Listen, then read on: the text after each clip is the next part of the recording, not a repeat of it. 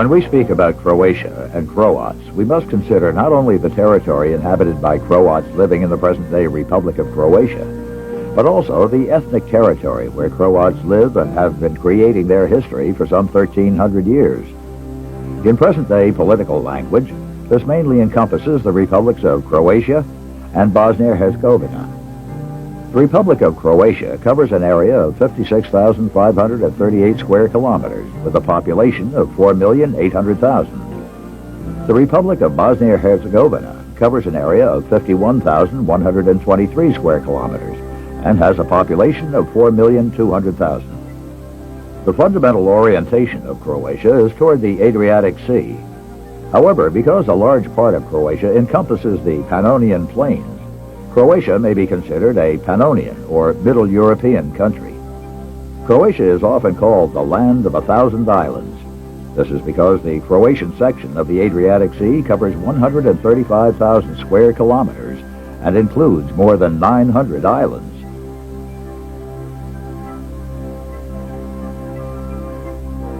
The mountain range, which rises steeply from the shore and gradually descends toward the northern lowlands, is called the Dinaric Range, after the Dinara mountain. Northern Croatia is made up of the Pannonian lowlands, which once comprised the Pannonian Sea.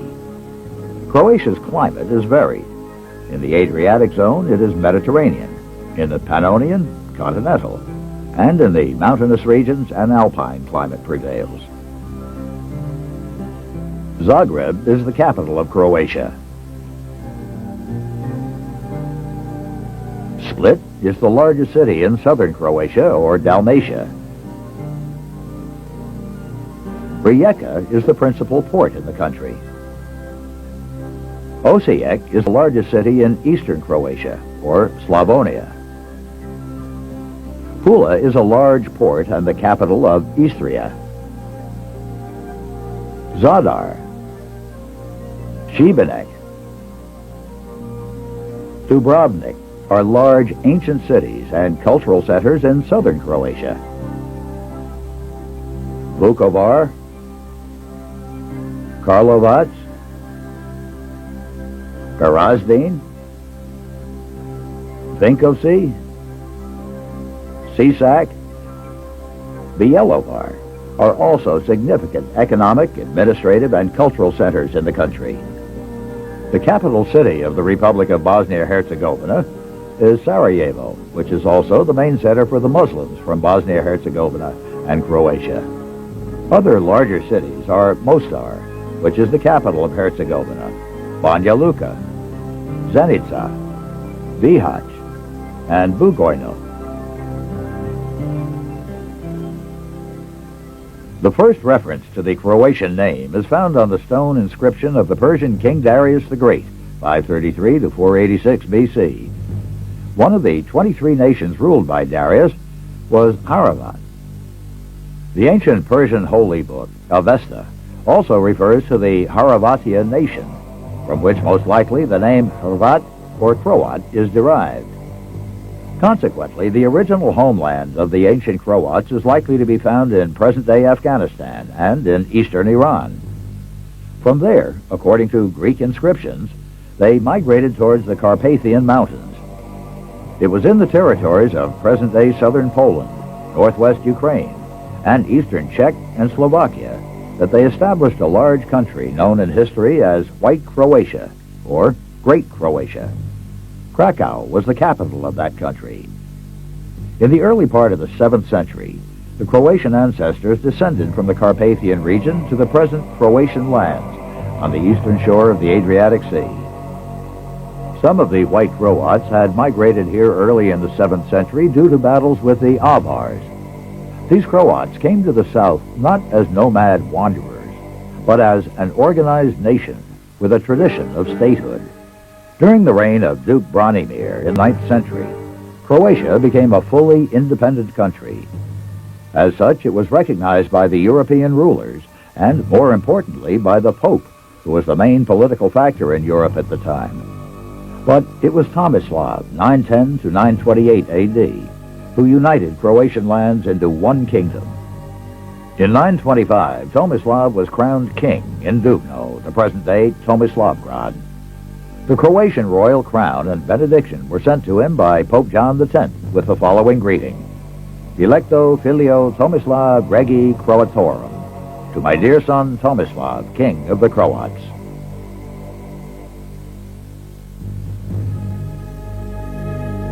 Domestic rulers governed in the Croatian medieval kingdom until 1091, when disputes concerning succession created political instability in the state. Two sides struggled for the throne. The Croats then recognized the Hungarian king as the legitimate heir to the Croatian throne. In return, the king promised to respect and recognize all rights, laws, and privileges of the Croatian kingdom. One of the terms of the agreement was the special coronation with the Croatian crown, which was the sign of Croatian sovereignty. It was also agreed that a special Croatian parliament would meet each time national interests were an issue. The same type of agreement was concluded between the Croats and the Habsburg monarchy in 1527, after the Turkish victory near Mohac in 1526, when Hungary lost its full independence. The association of the Croats and the Hungarians with the Habsburgs lasted until the collapse of the great Austro-Hungarian monarchy in 1918. The common state of South Slavs, the kingdom of Slovenes, Croats, and Serbs, was created in 1918. It was a result of romantic idealism and the conviction that such a state would be sufficiently strong to resist foreign expansionism. But this state resulted mostly from a post-war agreement between the great powers in Europe, and as such was an artificial creation from the very start. Eastern European states should have been a shield against the newly established Soviet communist state. The loudly proclaimed principles of the rights of nations to self-determination were selectively applied, and the Croats were among those nations which were never given the chance to express their national will. The self-appointed representatives of Croats in the Yugoslav Committee, who helped the Allies create the kingdom of Slovenes, Croats, and Serbs, believed that the new state would be an alliance of equal and free nations. However, immediately after the creation of the common state, they realized that such hopes were only the fruit of their own fantasies. This state proved to be nothing other than an enlarged Serbia. After 1929, it was called Yugoslavia. The nations forming the South Slav states had very little in common except a similar language. Their cultural traditions, mentalities, religions, political experiences, and goals were not only different, but diametrically opposed. The 1,000-year-old affiliation of the Croats and Slovenes with the Western European civilization, and of the Serbs with the Byzantine, proved to be an insurmountable obstacle for coexistence within a common state. Economic potentials, and the difference between the rich West and the poor East, which was not accustomed to work, also presented rather serious obstacles. Mr. Herman Bernstein, in his article written in 1922, said, "I went to Yugoslavia to familiarize myself with the blunder that was made there by the peace conference. It is a very serious blunder, for the population is in a state of unrest. An explosion may occur there at any moment if precautionary measures are not taken in time to avert the new catastrophe where World War I was started." He adds, "The trouble in Yugoslavia is due to the fact that one portion of the population is for a militaristic state, and the other for a republic. The Serbians are trying to establish a strong military Serbia under the name of Yugoslavia, while the Croatians and Slovenians want a peaceful existence as a republic." Between the two world wars, the leading political power in Croatia was the Croatian Peasant Party. Its co-founder and leader, Stjepan Radic, was accepted as the representative of the entire Croatian nation. The Serbian regime replied to the Radic-Gandhi-type pacifist struggle with assassinations in the Belgrade Assembly. On June 20th, 1928, during a session of the Yugoslav Parliament, a Serbian representative, Puniša Račić, assassinated 3 Croatian representatives and fatally wounded Stjepan Radic, who died in Zagreb on August 8, 1928. After this, the Serbian King Alexander proclaimed a dictatorship, and the persecutions in the country became fiercer. The leading intellectuals of the time, such as Thomas Mann and Albert Einstein, appealed to the entire world community to come to the defense of Croats, but their efforts were in vain. A letter from Albert Einstein says, quote, "The facts show that the cruelty and brutality practiced upon the Croatians only increased. In view of this frightful situation, we urge the International League for the Rights of Man to do everything possible to suppress this unrestrained rule of might which prevails in Croatia. Murder as a political weapon must not be tolerated, and political murderers must not be made national heroes. The League should muster all possible aid to protect this small, peaceful, and highly civilized people." A discontented group of young Croatian and Macedonian intellectuals resorted to more radical, revolutionary methods in order to resist the Yugoslav reign of terror. They planned the assassination of the dictator, King Alexander, in Marseille in 1934. Following the king's death, the Serbian dictatorship in Yugoslavia became fiercer and more cruel.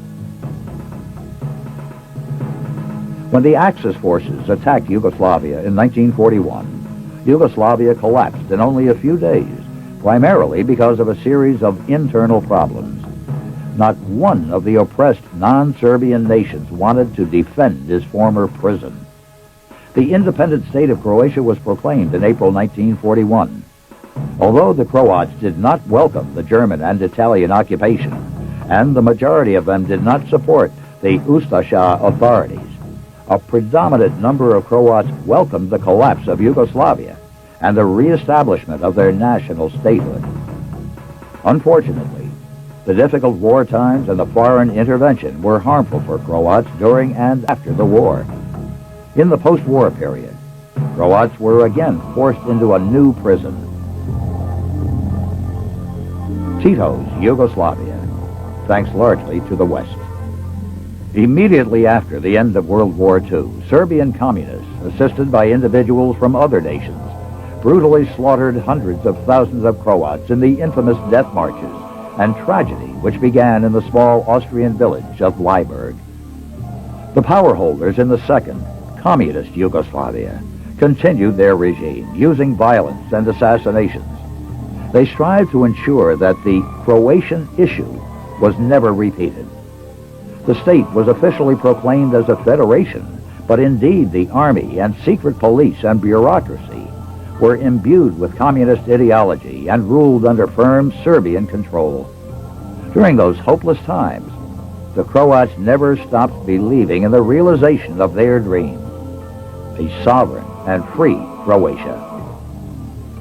For a long time, the Belgrade regime strived to depict Croats and their struggle for freedom as a destructive force. In doing so, the regime attempted to hide its own crimes and violence. All mass media and the diplomacy were exclusively in the hands of the Serbian communist clique. Every expression of resistance to this total suppression was rigorously punished. More than 70% of all political prisoners in Yugoslavia were Croats. In order to keep the people subdued, this communist regime often used the alleged threat, "The Russians are coming." Such propaganda was applied during Tito's long dictatorship. However, in the post-Tito era, such tricks could not cover up the national, economic, social, and political unrest in the country. The fact is that many proclaimed reforms and constitutional changes, as well as the billions of dollars of aid from Western countries, did not solve the most basic problems of the artificial Yugoslav state. These short-term remedies only delayed the inevitable end of this dictatorship and this artificial state, and caused great suffering for the nation. The only efficient alternative to this monumental chaos, which is a component of the Yugoslav state, is the peaceful disassociation of nations living there, and the creation of independent national states, which would then have to organize their relations according to their common interests. In 1990, the process of the collapse of Yugoslavia began with the first free democratic elections in Croatia and Slovenia, then in Bosnia and Herzegovina and Macedonia, democratic parties won. In Serbia, the communists held on to power, and Serbia remains the last bastion of communism in Europe.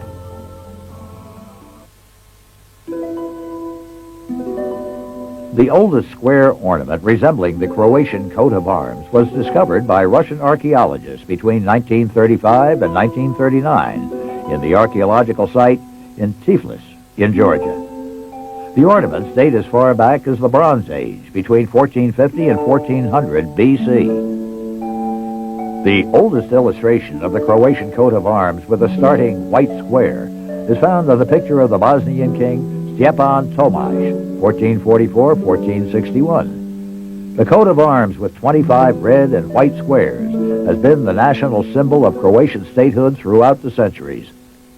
In 1848, it was resolved that the Croatian flag be comprised of 3 horizontal stripes, red, white, and blue.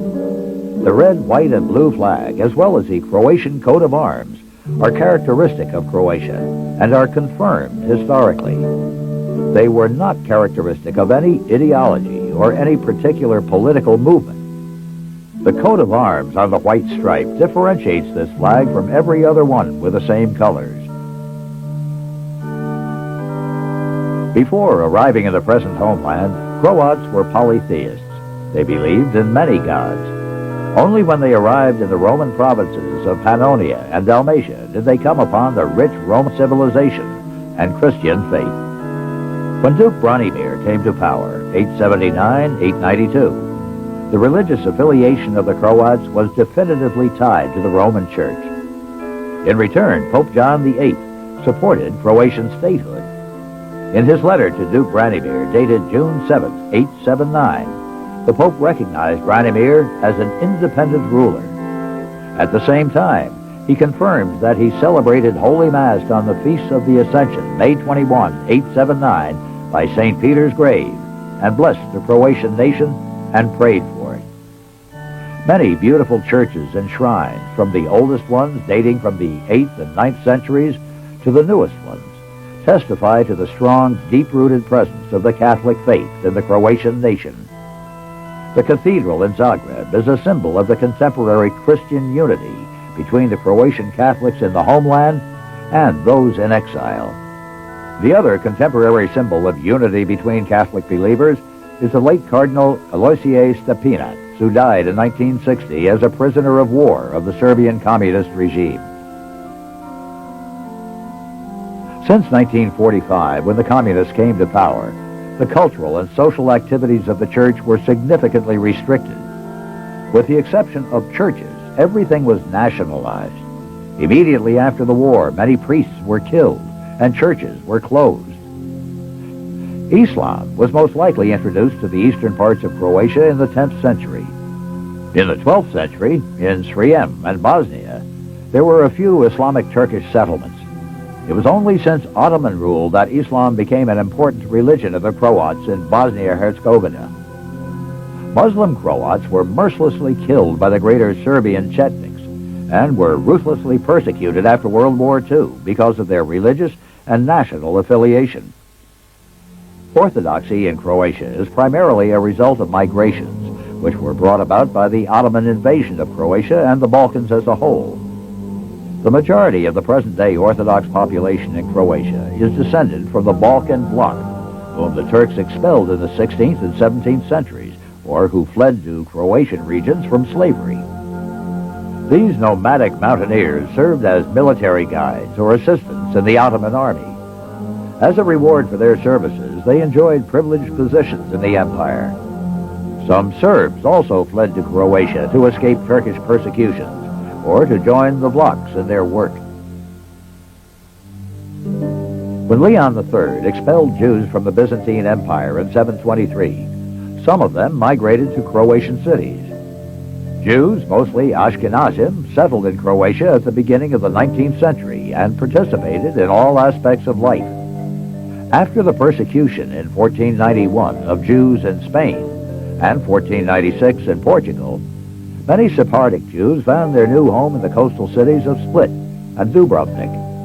Their community in Sarajevo was mentioned for the first time in 1541, 50 years after they were expelled from Spain. One of the oldest synagogues in Europe was built, and it still stands in the Croatian city of Dubrovnik.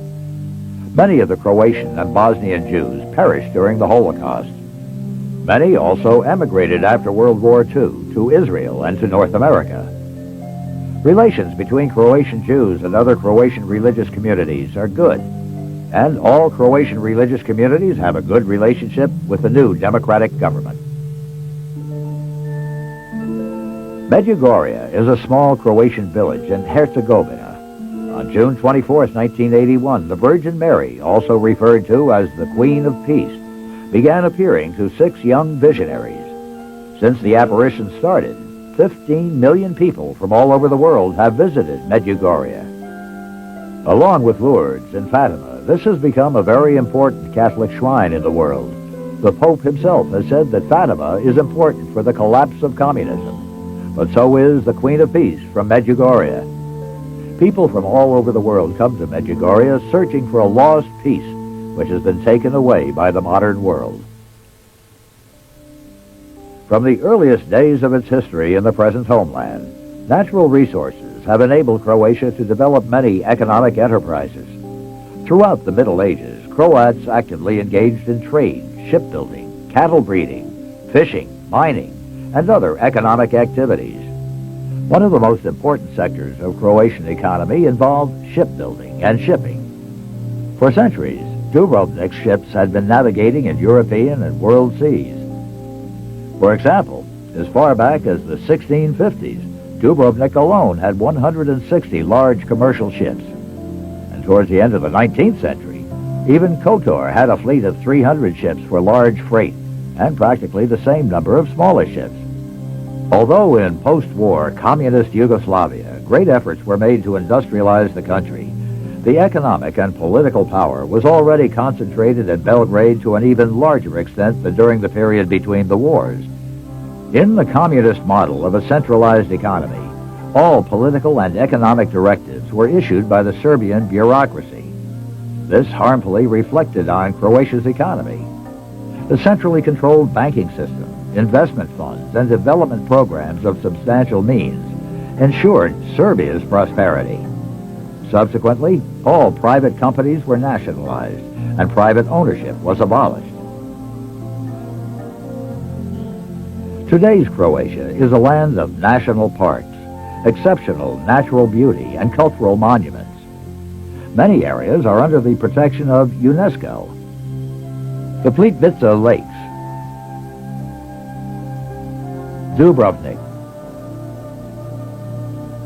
Diocletian's Palace in Split, as well as several other areas, are known in the whole world as tourist spots. Tourism is one of the principal Croatian economic sectors. The Croatian language belongs to the family of Slavic languages. It has been known under its own national Croatian name for more than 1,000 years. Considered among the oldest written documents in the Croatian language are the plaque from Humac with an inscription from the 9th century, which was found near Humac, not far from Ljubuški in Herzegovina, and the plaque from Baška on the island Krk. It originates from 1100, and on it the abbot Držiha wrote that King Zvonimir, 1075-1089, gave the land to the monastery and the Church of St. Lucy. The oldest printed book is the Glagolitic Missal from 1483, and the first book in the contemporary Croatian language was printed in 1495. Since then, Croatian literature has progressed along with European and universal literature. Many Croatian writers were known in Europe. Many had a direct influence on and contact with the greatest European writers. A large number of writers deserve to be mentioned here, but we shall only mention the name of Ivo Andrić, Nobel Prize winner. The oldest Croatian paintings which were preserved originated in the 11th century. From then until now, many Croatian churches were decorated with the frescoes of various styles. Let's only look at the Nonce Macabre in the Church of St. Mary in Striljane, not far from the Istrian town of Beran, work of the Croat Vincenzo from Kastav. The most renowned painters from the 15th century come from Dubrovnik, Kotor, and Trogir. They decorated church books and missals. The best-known illuminator of the time, often called the Michelangelo of miniature, was Julia Klovich Croata, a friend of Michelangelo and El Greco. Many of his works are preserved in the Pierpont Morgan Library in New York. Numerically small, the Croatian nation forever entered universal art with the works of its artists. Let's mention only a few. Meterlich, Vukovac, Ivekovic, Medovic, Racic, Kraljevic, Petcic, Babic, Dulcic. Especially known in the world is Croatian naive art, Generalic, Rabutin, Lackovic, Vecinai are all mentioned in the world's fine arts encyclopedias. Moreover, the works of Croatian artists are found in the world-famous museums, such as the Vatican or Tate Gallery.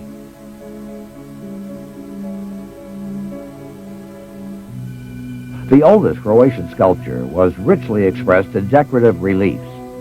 The three-strand interlacery decoration was so predominant in early Croatian art that it became a national symbol. The better-known 10th and 11th century relief monuments with a human figure were found in Zadar and Split. One of these was the figure of the Croatian king on the baptismal font in Split. In the early days of Croatian history, sculpture and architecture not only are associated, but complement each other. Thus, the names of Croatian sculptors were found in the most beautiful buildings of the time. In the 13th century, those were the names of masters Buvina and Radovan. Buvina produced the monumental door of the Cathedral of St. Dujam in Split, and Radovan is the creator of the beautiful portal of the cathedral in Trogir, said to be the most beautiful example of this form of art. In the 15th century, famous names are those of Juraj Dalmatinac, Ivan Duknovich Dalmatin, and Franjo Luran Ranjanin. Juraj is famous for the construction of St. Jacob's Cathedral in Šibenik, one of the most beautiful churches in Croatia. On the external wall of the cathedral, there is a gallery of 84 heads of exquisite beauty. The most famous Croatian and one of the best sculptors of the 20th century is Ivan Meštrović. Many of his earlier works are found in his gallery in Split, in the Meštrović Atelier in Zagreb, and in many European churches and museums. It was only when they arrived on the shores of the Adriatic that the Croats got acquainted with the great architectural creations of the Romans. There are many constructions in Croatia which originated during the Roman era. Euphrates' Basilica in Poreč and Diocletian's Palace in Split are among the most famous. From the 9th century, Croats developed native sacral architecture. Especially valuable is the Church of the Holy Cross in Nin, whose ground plan is an isosceles cross. This was the church of the Croatian rulers and principal bishops. Some refer to this as the smallest cathedral in the Christian world. Originating from the pre-Romanesque period, from the year 700 to 1000, are some exceptionally valuable churches, such as St. Donat in Zadar, St. Michael in Stone, and Holy Trinity in Split. Brilliant are the examples of Romanesque architecture in the church of St. Stocia and St. Kershivan in Zadar, St. Tripun in Kotor. In northern Croatia, the most famous architectural work is the Zagreb Cathedral, consecrated in 1227. Since it was destroyed by the Tartars, it was renovated in the 13th and 14th centuries. In 1880, it was seriously damaged in an earthquake. Therefore, it was restored in the Neo-Gothic style. The most famous architect of the 15th century was Juraj Dalmatinac, creator of St. Jacob's Cathedral in Šibenik. It is all made up of stone. Even the roof is made of stone tablets that are second to none in all of Europe. Baroque architecture is spread throughout Croatia, but its greatest influence is felt in northern Croatia, where it lasted during the 17th and 18th centuries. At that time, many monastic churches were erected, and the most powerful orders then were the Jesuits and Paulins. The first known musical document in Croatia dates from the 10th century. This is the Codex found in Šibenik, and the music is written in pneumatic notation.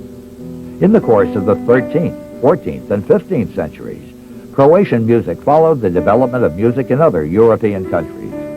A whole series of Croats made significant contributions to European music. Lukacic, Sorkočević, Jarnović, and Gotovac. Josip Runjanin, 1821-1878, composed the music for the Croatian national anthem, Lijepa naša domovina, to the lyrics of Antun Mihanović.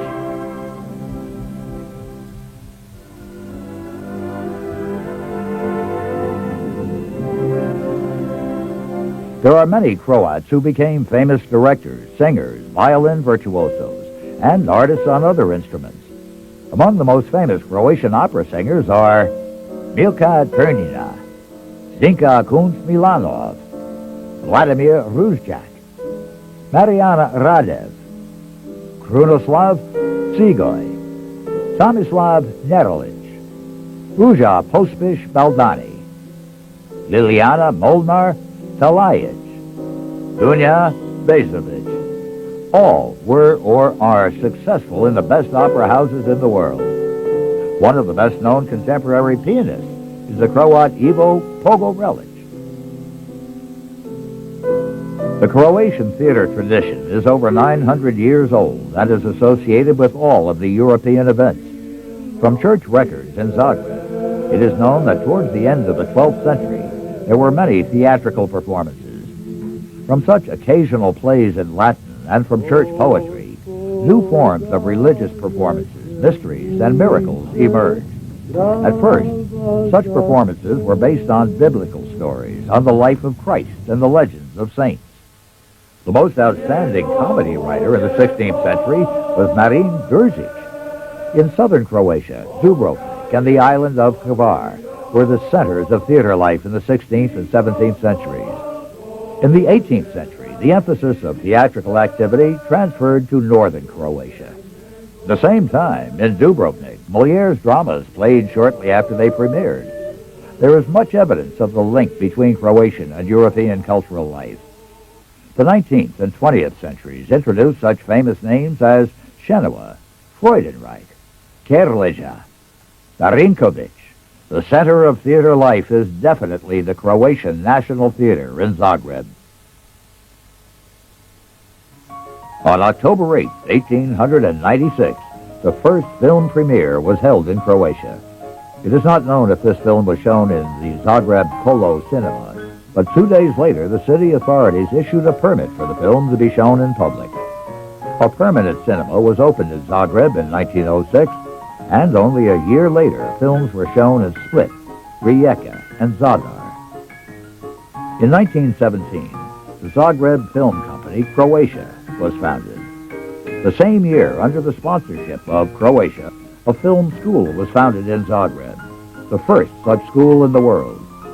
The first International Film Award was given to Octavian Miletic in Paris for his film Poslovi Konsula Dorgana, the work of Consul Dorgan. The chairman of this panel of judges was the father of cinematography, Louis Lumiere.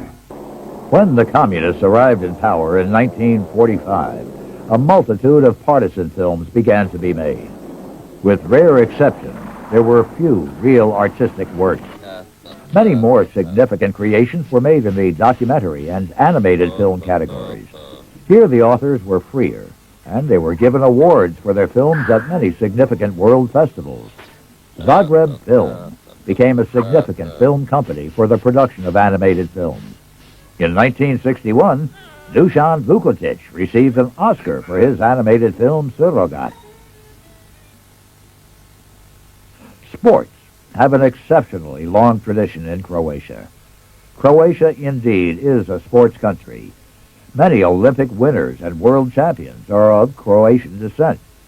Especially developed are basketball, water polo, handball, soccer, track events, boxing, and table tennis. Athletes like Šurmek, Dolinar, Parlov, Petrovic belong in all sports encyclopedias. From their arrival on the Adriatic shores, for the Croats, the sea has become a link with the European nations and with the world.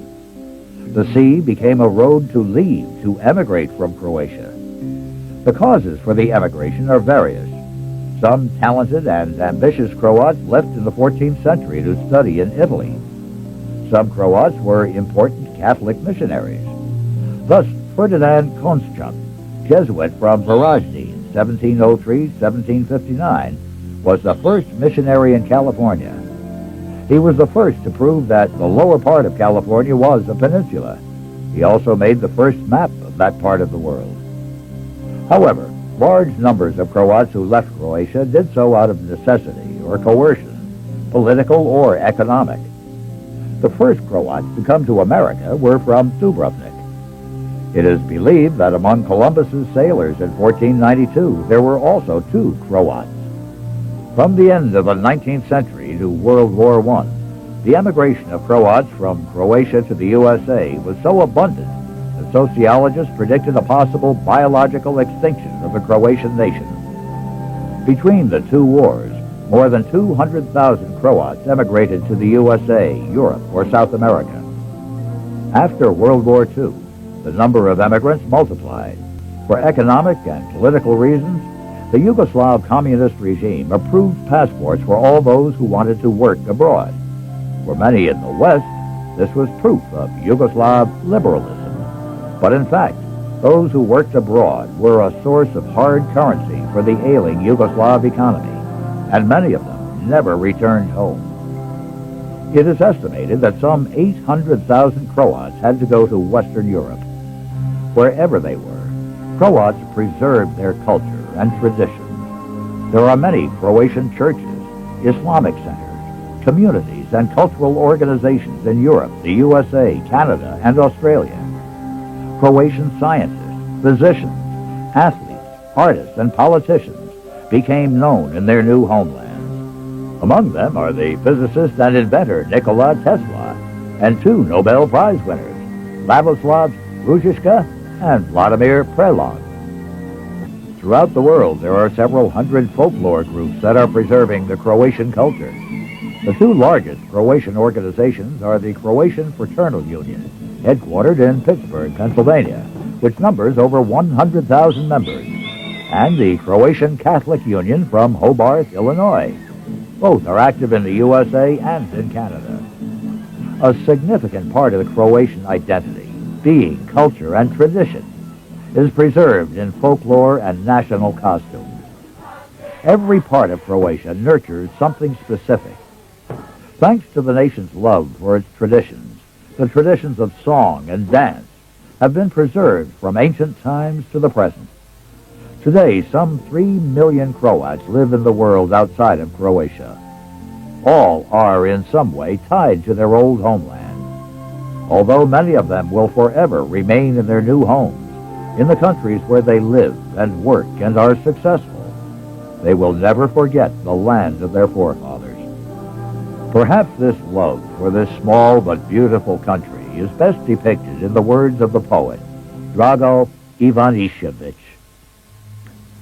The mountains, or valleys, or rivers, or seas, or clouds, or rain, or snow are not my Croatia. For Croatia is not soil, stone, water. Croatia is the word I was taught by my mother, and what is in the word, much deeper than a word, which brings me even closer to Croatia. The Croatia of the Croats, with their suffering and their hope and laughter, closer to the people, and as Croat, makes me brother of all people, taking Croatia with me, no matter where I go.